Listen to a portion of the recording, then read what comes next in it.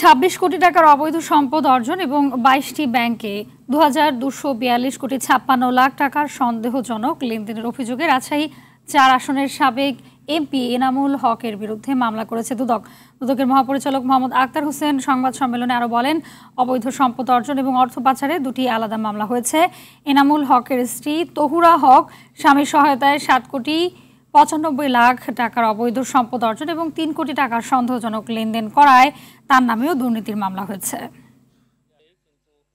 আমরা দেখি না, আমার মনে হয় যে এই ধরনের কোনো ঘটনা ঘটলে যেন এনামুল হক সাবেক সংসদ সদস্য, রাজশাহী 4 বাংলাদেশ জাতীয় সংসদ, 18 কোটি টাকারও বেশি মূল্যের সম্পদ অর্জন ও দখলে রাখা এবং নিজ প্রতিষ্ঠানের নামেও 22টি ব্যাংক হিসাবে 2239 কোটি টাকারও বেশি সন্দেহজনক ও অস্বাভাবিক লেনদেনের তথ্য অনুসন্ধানকালে উদ্ঘাটিত হয়েছে।